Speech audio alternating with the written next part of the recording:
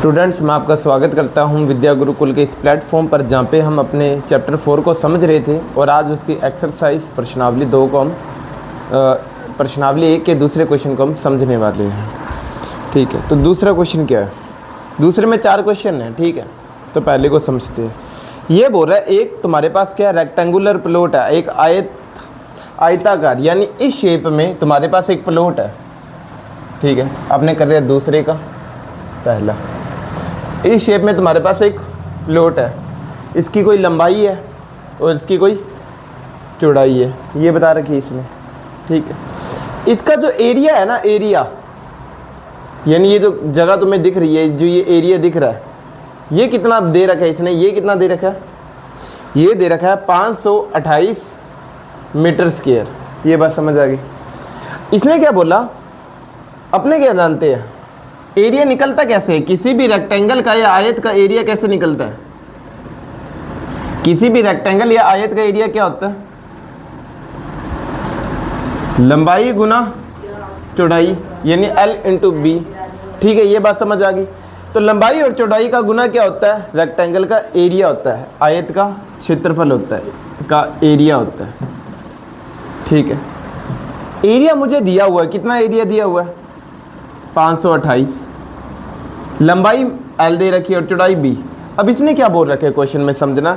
इसने ये बोल रखा है जो लंबाई है ना, जो लंबाई है वो क्या है?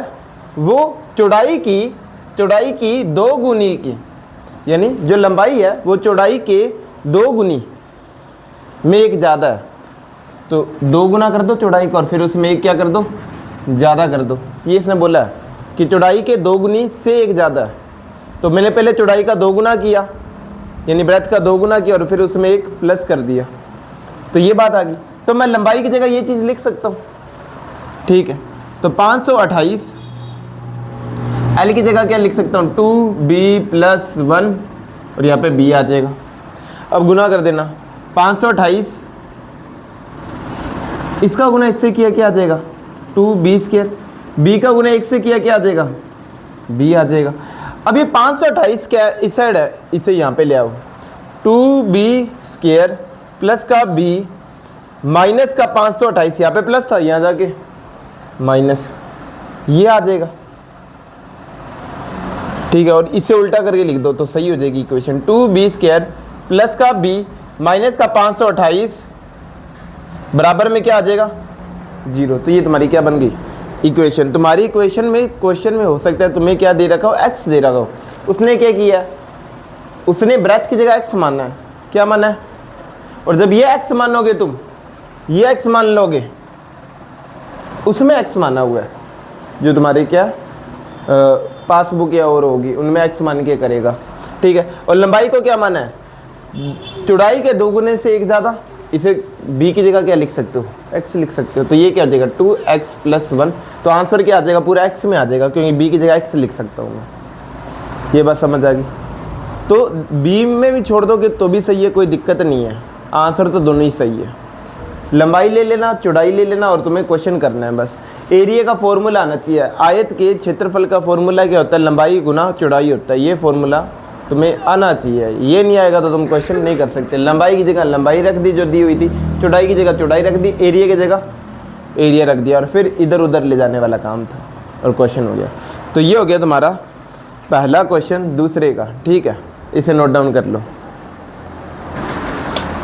अब दूसरे के दूसरे क्वेश्चन को समझते हैं। ठीक है, इसमें क्या बोल रखा है देखना।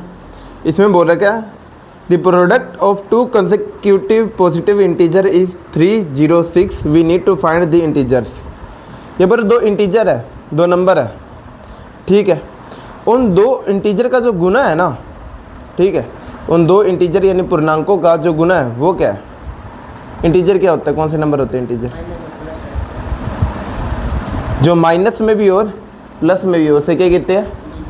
इंटीजर कहते हैं। ठीक है, तो ये बोल रहा है 2 इंटीजर का जो गुना है लगातार, क्योंकि वर्ड है कॉन्सेक्यूटिव। कॉन्सेक्यूटिव का मतलब होता है लगातार। जैसे 1 के बाद 2 आता है, 2 के बाद 3 आता है, वैसे। तो ये बोल रहा है वो है 306। तो we need to find the integer. तो वो नंबर है क्या दोनों, वो बताओ। ठीक है, तो एक इंटीजर तुम अगर n मानते हो, इंटीजर को, एक इंटीजर को अगर तुम n मानते हो, दूसरा क्या हो जाएगा, n+1 हो जाएगा, क्योंकि लगातार की बात हुई है। अगर एक n-1 मानते तो इसके बाद वाला कौन आता, इसके बाद में कौन आता, n आता। ठीक है, ये बात समझ आ गई। तो कोई भी दो इंटीजर मान लेना, वो तुम्हारी मर्जी है, तुम क्या मानना चाहते हो। अपने x मान के कर रहे हैं कि एक x है और दूसरा क्या, पहले वाला है, फर्स्ट वाला x और दूसरे वाला क्या है, इसके बाद में कौन आएगा, x+1। अगर यहाँ पे x-1 मानते तो यहाँ पे x आता, क्योंकि -1 के बाद x आ जाएगा। ये बात समझ आ गई। जैसे 1 होता तो यहाँ पे 1+1 यानी 2 आता। ये बात समझ आ गई। ये बोला इन दोनों का जो गुना है वो कितना है, वो है 306। ठीक है, तो अब कर लेते हैं। x का गुना x से करो, x²। x का गुना 1 से करो, x। 306 का 306, ये यहाँ पे इसे यहाँ ले आओ, x² प्लस x माइनस 306 बराबर 0। ये तुम्हारा आंसर हो जाएगा। ये बात समझे। इसने बोला है इक्वेशन बनानी है, असल में x की वैल्यू नहीं निकालनी, बस इसने बोला है कि इसके बाद में x की वैल्यू निकाल सकते हो क्या, तो निकल जाएगी एक तरीके से। तो इसके बाद में है तीसरा क्वेश्चन। ये बोला रोहन है और उसकी मदर, दो बंदों के बारे में बात करी है। ठीक है, एक रोहन है और एक उसकी मदर है।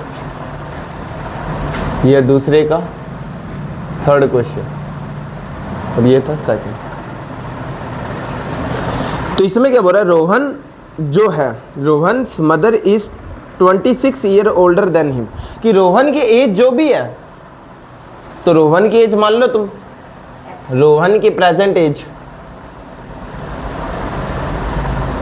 कितनी मान ली तुमने, x मान ली, और मदर की प्रेजेंट एज y मान लो। ठीक है, और ये क्या बोल रहा है, जो रोहन की मदर है ना वो उससे 26 साल बड़ी है। ठीक है, तो मैं बोल सकता हूँ ना कि रोहन जो y है यानी मदर की एज है, वो रोहन की एज की से 26 साल ज़्यादा है। तो 26 साल ज़्यादा कर दो, 26 प्लस कर दो उसमें, कि मान लो तुम्हारी 4 साल है और तुम्हारे मम्मी की 26 साल ज़्यादा है तुमसे एज, तो 26 प्लस कर दोगे यानी कितनी है, 30 है तुम्हारे मम्मी की। ठीक है, तो ये बात आ गई। अब ये क्या बोल रहा है, the product of their age, यानी अगर इन प्रोडक्ट का मतलब होता है गुना करना, अगर इनकी दोनों की एज का क्या किया जाए, गुना किया जाए, तो कर देते हैं। इसकी एज x आई और इसकी क्या आई है, y की जगह क्या लिख दूं मैं, y की जगह क्या लिख सकता हूं मैं, यहाँ पे लिखते हैं। तो y की जगह मैंने पता लगा लिया ना, y है कितना, x से 26 ज़्यादा है, तो ये लिख सकता हूँ मैं, ये लिख दिया। अब ये बोल रहा है product of their age 3 years from now will be 360। तो इसने इसकी बात ही नहीं करी। इसने क्या बात करी, अब समझना। इसने बोला कि 3 साल बाद में जो उनकी एज होगी, 3 साल बाद में जो उनकी एज होगी, उनका गुना कितना आ रहा है, उनका गुना 360 आ रहा है। कितना आ रहा है, ये तो अब की एज का गुना है, लेकिन मुझे कब का चाहिए, 3 साल बाद का चाहिए। 3 साल बाद इसकी भी एज 3 ज़्यादा हो जाएगी और 3 साल बाद इसकी भी एज 3 बढ़ चुकी होगी। तो मैं ये कह सकता हूँ, यानी ये चीज़ तो मुझे करनी ही नहीं है, अब की एज का तो मुझे करना ही नहीं है। मुझे तो क्या करना है, 3 साल बाद की करना है, आज से 3 साल बाद। तो x की एज भी 3 बढ़ चुकी होगी और y की एज भी 3 बढ़ चुकी होगी 3 साल बाद। ठीक है, x की जगह तो कुछ रखना है, लेकिन y की जगह मैं लिख सकता हूँ, क्या लिख सकता हूँ, y की जगह मैंने सीखा है x + 26 लिख सकता हूँ मैं, और ये 3 पहले से ही है। देखो x + 3 और यहाँ पे आ जाएगा 26 और 3 29। तो मेरे पास ये इक्वेशन बन गई और ये दोनों का गुना कितना आ रहा है, 360 आ रहा है। ठीक है, तो अब ये बोल रहा है रोहन की प्रेजेंट एज बताओ, यानी अपने को बताना नहीं, अपने को तो मैथमेटिकल वो बनानी है, इक्वेशन बनानी है बस। तो कर लेते हैं। ठीक, तो अपने क्या करेंगे, ये x है। ठीक है, अपने इससे गुना करते, पहले इस x को इस x से गुना किया, क्या आ जाएगा, x²। इस x को 29 से गुना किया, 29x। इस 3 को x से गुना किया, 3x। इस 3 को 29 से गुना किया तो 27 का 7 बचा 2 और आ जाएगा 87। ये आ जाएगा। कौन से हाँ वही है, आइडेंटिटी क्या, वो सेम ही चीज़ होती है, कुछ अलग नहीं है वैसे, एक स्टेप का फ़ायदा होता है। एक्स स्क्वायर का एक्स स्क्वायर, 29 और 3 32x, 87 का 87, ये 360 यहाँ प्लस समझ आके माइनस क्या आ जाएगा, एक्स स्क्वायर का एक्स स्क्वायर 32 का 32x, 87 में से 360 गए तो माइनस का आएगा, क्योंकि माइनस वाली बड़ी चीज़ है, और जब तुम घटाओगे तो कितना आ जाएगा, ये 200 73 आएगा, तो इतना आ जाएगा, और ये तुम्हारा क्या आंसर है। बस समझना है तुम्हें, यहाँ पे क्या बोला था, रोहन की एज है वो एक्स मान ली, मदर की एज तुमने वाई मान ली, फिर ये बोला मदर की जो एज है वो एक्स से 26 साल बड़ी है, तो मैंने वो लिख दी। फिर ये बोल रहा है 3 साल बाद में, 3 साल बाद दोनों की एज 3-3 साल बढ़ चुकी होगी, यानी एक्स है वो भी 3 साल प्लस हो चुका होगा, और वाई है वो भी 3 साल प्लस हो चुकी होगी। वाई की जगह मैं एक्स की वैल्यू रख सकता था, मैंने रख दी। और ये बोला इन दोनों का जो गुना है वो कितना आ रहा है, इन दोनों का जो गुना है वो कितना आना चाहिए, 360 आना चाहिए, तो मैंने 360 बराबर में रख दिया, और मेरा क्या आ गया, आंसर आ गया। तो ऐसे करना था, ये नोट डाउन कर लिया दोनों। अब दूसरे के चौथे क्वेश्चन को करते हैं। ये बोल रहे एक ट्रेन चल रही है और उसे चलना है कितना है, 480 किलोमीटर चलना है, और उसकी स्पीड यूनिफॉर्म है, नहीं एक समान है, बदल नहीं रही, एक ही स्पीड से चल रही है। बीच अब तू बोलेगा बीच में रुकेगी, तो रुक भी नहीं रही, बस ये मान ले 480 किलोमीटर चलना है, बिना रुके चल रही है, स्पीड उसकी चेंज हो नहीं रही, ठीक है। If the speed had been, ठीक है, तो अपने फॉर्मूला देखो, स्पीड और डिस्टेंस और टाइम की बात हो जाए तो फॉर्मूला एक ही लगता है। देखो स्पीड बराबर क्या होता है, ये चाल बराबर क्या होता है, डिस्टेंस अपॉन में टाइम, यानी दूरी अपॉन में, अरे समय होता है टाइम, कमाल की बात कर रहा है फिर तो, ठीक है। अब देखो टाइम तुम्हें पता, स्पीड तुम्हें पता नहीं है कितनी है, तो एस मान लो, एक्स मान लो, जो भी तुम्हारी मर्जी है, मैंने एक्स मान ली। स्पीड लिखोगे तुम तो ऐसे, स्पीड एक्स है, दूरी तुम्हें दे रखी है 480 है, दूरी कितनी दे रखी है 480 दे रखी है, टाइम कितना दे रखा है, टाइम भी दे नहीं रखा, तो इसे टी मान लो, इसे एक्स मान लिया, इसे टी मान लिया, ठीक है। ये बात समझ आ गई, जो भी मर्जी है तुम कुछ भी मान सकते हो, बारी बारी बता रहा हूँ, तुम्हारी मर्जी है। ये चीज़ आ गई, इसे इक्वेशन फर्स्ट मान लो, ये काम है ये अपने, ठीक है। अब देखो तुम, मैंने बोला था जब नंबर अलग हो, नंबर को एक साइड कर लिया करो, और एक्स, ठीक है, और जो भी ए बी सी डी वाले होते हैं उन्हें एक साइड कर लिया करो। तो ये टी है ना, तुम इसे जानते हो ना तुम इसे जानते हो, दोनों को एक साइड कर लो, यहाँ पे भाग में वहाँ जाके गुना में आ जाएगी, मल्टीप्लाई में आ जाएगी 480, ये तुम्हारी आ गई दूसरी इक्वेशन, ठीक है। ये बात समझ गए। अब ये क्या बोल रहा है कि अगर यहाँ पे क्या कर दिया जाए, स्पीड 8 किलोमीटर पर घंटा कम कर दी जाए, स्पीड कितनी कम कर दी जाए, तुम लिखोगे यहाँ पे वो लाइन कि स्पीड 8 किलोमीटर पर घंटा कम करी गई है, तो अब स्पीड कितनी हो जाएगी, x माइनस 8 हो जाएगी, ये लाइन लिखोगे, क्योंकि स्पीड को 8 किलोमीटर पर घंटा कम किया गया, तो स्पीड अब 8 माइनस हो जाएगी। मान लो पहले 40 से मैंने 8 कम कर दी, तो अब कितनी रहेगी स्पीड, 32 की रहेगी। पहले स्पीड x थी, अब मैंने 8 कम कर दी, तो x माइनस 8 रह जाएगी स्पीड। ये बात समझ आ गई। अब स्पीड कितनी है, x माइनस 8। तो ये बोल रहा है जब स्पीड कम कर देंगे तो टाइम ज़्यादा लगेगा, और टाइम कितना ज़्यादा लग रहा है, 3 घंटे ज़्यादा लग रहा है। कितना ज़्यादा लग रहा है, 3 घंटे, ठीक है। तो मैं बोलूँगा इसी दूरी को यानी 480 वाली दूरी को अब पार करने में कितना टाइम लग रहा है, 3 घंटे ज़्यादा लग रहे हैं, यानी पहले 4 घंटे लग रहे थे, तो अब 3 घंटे और ज़्यादा लग रहे हैं। कितने हो गए, 4 + 3 7। पहले टी टाइम लग रहा था, अब 3 घंटे ज़्यादा लग रहे हैं, तो t + 3। ये बात समझ आ गई। अब यहाँ से वही, इसे तुम जानते हो, इन दोनों को नहीं जानते, इन दोनों को नहीं जानते, ठीक है, क्योंकि ब्रैकेट लगाओगे। देखो अब ये यहाँ पे भाग में वहाँ जाके, अब तू बोलेगा मैं तो 3 को जानता हूँ, लेकिन 3 को अलग नहीं कर सकता ना, तू 3 को अलग कर सकता है क्या, 3 को अलग नहीं कर सकता, दोनों एक ही हुए हैं, नीचे है ना डिवाइड के, अलग अलग नहीं कर सकता। तो तुम यहाँ पे लेके जाओगे इसे, तो यहाँ पे लेके चल जाते हैं, x माइनस 8 का x माइनस 8, ये यहाँ पे भाग में था, वहाँ जाके गुना में, तो t + 3, अब देखना ऐसे नहीं तुम ब्रैकेट ना लगाओ, सिर्फ टी का गुना इसके साथ नहीं करना, क्योंकि दोनों एक साथ इसके नीचे है, बाग के नीचे है, तो दोनों का एक साथ गुना करोगे इसके साथ, इसलिए ब्रैकेट लगाना पड़ा मुझे यहाँ पे। ये बात समझ आएगी। जब दो चीज़ें एक साथ हो तो मुझे ब्रैकेट का यूज़ करना पड़ता है, ठीक है। 480 का 480, एक्स का गुना, अब देखो टी, चलो पहले इतना करते हैं, ये आ गया, इसके बाद में क्या करना था, गुना कर देते हैं इसका, एक्स का गुना टी से कर दो, एक्स टी आ जाएगा, ठीक है। एक्स का गुना 3 से कर दो, क्या आ जाएगा, 3x आ जाएगा। 8 का गुना, -8 का गुना टी से किया, -8t आ जाएगा।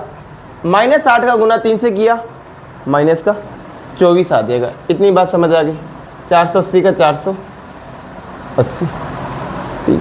अब देखो ये भी, अगर तुम इसे ध्यान से देखते हो, इसे नाम दे दे थर्ड, अगर तुम ध्यान से देखती हो, तुम्हें क्या पता लग रहा है, ये वाली चीज भी 480 के बराबर है और ये वाली चीज भी 480 के बराबर है। इसका मतलब ये दोनों ही क्या है, दोनों ही 480 के बराबर है ना। इसका मतलब ये दोनों क्या है, एक, दोनों, ये दोनों भी बराबर है। ये बात समझ आई। जैसे मैंने तुम्हें पहले कुछ, जब अपने 9th में थे तो अपनों ने क्या समझा था, एक थ्योरम दिया ऐसे यूक्लिड में, कि अगर ये मार्कर इस मार्कर के बराबर है, ठीक है, ये वाला मार्कर इस मार्कर के बराबर है और ये मार्कर इस मार्कर के भी बराबर है, तो ये दोनों मार्कर भी आपस में क्या होंगे, बराबर होंगे।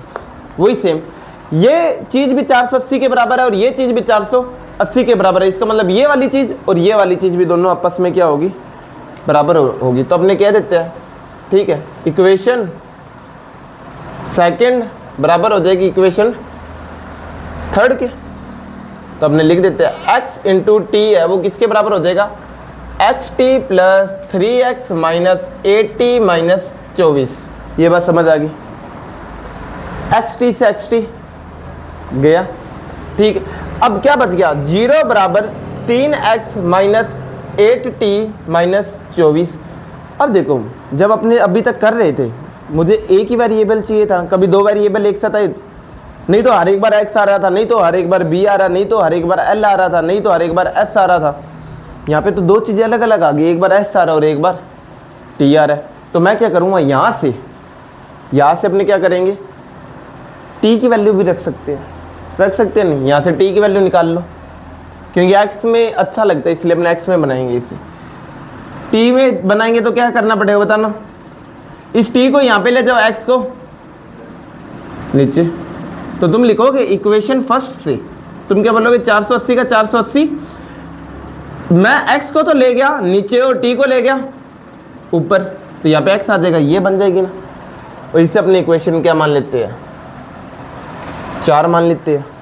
तो ये इक्वेशन 4 से तुम क्या रखोगे, t की वैल्यू इसमें रख दोगी, तुम्हारी क्या बन जाएगी, इक्वेशन बन जाएगी 3x का 3x, 8 का 8, 480 का 480, x की जगह x माइनस का 24। ये बात समझ आ गई। अब देखना यहाँ पे x है वो सब जगह गुना में कर दूंगा, क्योंकि मैंने बोला नीचे x कभी भी नहीं होना चाहिए। क्या कर दोगे, यहाँ से मुझे x हटाना है, तो मैं यहाँ पे एक अगर x का गुना कर दूंगा तो इस x से ये x कट नहीं जाएगा, इसलिए अपने करते हैं। तो पूरी इक्वेशन में x का गुना करने पर 0 के साथ किसका ही गुना कर लो, कोई फर्क नहीं पड़ता। यहाँ पे प्लस, यहाँ पे t प्लस 3 था ना, हाँ, 3x का 3x, यहाँ पे x का गुना कर दो तो x कितने हो जाएंगे, 2, तो 3x का स्क्वायर, ठीक है।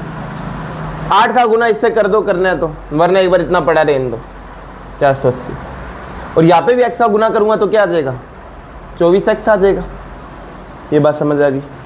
अब देखो ये तीनों में 3 का भाग होता है, यहाँ पे 3 का डिवाइड लग जाएगा, 48 भी 3 के टेबल में आता है और 24 भी 3 के टेबल में आता है। तो पूरी इक्वेशन को किससे डिवाइड कर दोगे, 3 से, क्या आ जाएगा, x स्क्वायर का x स्क्वायर के बाद x वाली चीज़ लिखते हैं अपने, तो मैं इसे पहले लिख देता हूँ, इसमें 3 का भाग भी लगा दो, क्या कितना आ जाएगा, 24 में 3 का भाग लगाया 8 आ जाएगा, तो 8x। और यहाँ पे 3 का भाग लगाओगे तो कितना आ जाएगा, -8 का 8, इसमें अगर तुम 3 का डिवाइड लगाते हो 48 में तो कितना आता है, 16 आता है, तो इतना आ जाएगा। और इसका गुना किया तो कितना आ जाएगा, 8 का गुना 6 में किया 48, बचेगा 4, 8 का गुना 1 से किया 8 और उसमें 4 जुड़ा 12, यानी 1280 आएगा माइनस का। तो ये तुम्हारा क्या, ये तुम्हारा क्या आंसर है। ठीक है, इसे थोड़ा सही से लिख लो, एक्स स्क्वायर का एक्स स्क्वायर माइनस का 8x माइनस का 1280 बराबर में 0, ये तुम्हारा क्या आंसर है। इसे एक बार और बता देता हूँ, स्पीड वाला ये फॉर्मूला लगेगा क्योंकि स्पीड की भी बात हुई है, दूरी की भी बात हुई है और टाइम की भी बात हुई है। फिर क्या था, स्पीड बराबर क्या होता है, दूरी अपन में समय, दूरी तुम्हें दे रखी थी 480, टाइम तुम्हें दे नहीं रखा था t मान लिया। फिर ये क्या बोल रहा है अगले में कि स्पीड अगर 8 से कम कर दूं, तो स्पीड को मैंने 8 से कम कर दिया, तो इतनी ही दूरी चलने में जो टाइम है वो 3 घंटे ज़्यादा लगता है, तो t+3 होगी। 2 इक्वेशन बनाने सीख लिए। ठीक है, फिर यहाँ से मैंने क्या है, इस इक्वेशन से ही मैंने पहले से मैंने t की वैल्यू निकाल ली, ये बात समझ आ गई। फिर मैंने क्या किया, ये x-8 का x-8 रहने दिया, t+3 डिवाइड में था, मैं यहाँ पे ले गया, यहाँ पे ले गया, दोनों का गुना हो गया, तो ये चीज़ आ गई। ये चीज़ भी 480 के बराबर थी और ये चीज़ भी 480 के बराबर थी। इसका मतलब क्या हुआ, इसका मतलब ये हुआ कि ये दोनों आपस में भी क्या है, बराबर है। तो मैंने इन दोनों आपस में क्या कर दिया, बराबर। xt से xt कट गया, ये चीज़ आ गई थी। मैं जानता हूँ कोई भी इक्वेशन अभी तक थी उसमें एक ही वेरिएबल था, लेकिन इसमें कितने वेरिएबल है, कितनी चेंज होने वाली चीज़ें हैं, 2 x भी और t भी है। लेकिन मैं t की जगह कुछ रख सकता हूँ ना, t की जगह क्या लिख सकता था, t को ऊपर ले जाओ x को नीचे, तो ये चीज़ बनती। तो मैं t की जगह क्या लिख सकता हूँ, 480 अपॉन में x, तो तुम t की जगह 480 अपॉन में x लिख दोगे। ठीक है, अब x भाग में था और नीचे होना नहीं चाहिए x, तो क्या कर दोगे, पूरी चीज़ में x का गुना कर दोगे। यहाँ पे x का गुना करोगे तो कितना, 1x था, एक x और आ जाएगा, कितने हो गए, 2 हो गए। यहाँ पे डिवाइड में था, डिवाइड वाला कट जाएगा, और यहाँ पे था नहीं तो 1x आ जाएगा क्योंकि गुना किया तुमने, और 0 के साथ x का गुना कर दो, कोई फ़र्क पड़ता है ही नहीं। ये चीज़ बन गई। फिर तुमने देखा ये पूरी इक्वेशन 3 से भी डिवाइड हो सकती थी, तो मैंने पूरी को 3 से डिवाइड कर दिया। यहाँ पे 3 का डिवाइड करूँगा तो 3 से 3 कट जाएगा, यहाँ पे करूँगा तो 160 आता, और 160 को 8 से गुना करते हैं तो 1280 आता है, मैंने वो लिख दिया। और यहाँ पे मैं 3 का डिवाइड करूँगा तो 8 आता है, और ये मेरी इक्वेशन बन गई। ऐसे करना था। ठीक है, ये क्वेश्चन सबसे मुश्किल है चौथे वाला, इसमें थोड़ा दिमाग लगाना। ठीक है, बड़ा भी बहुत है।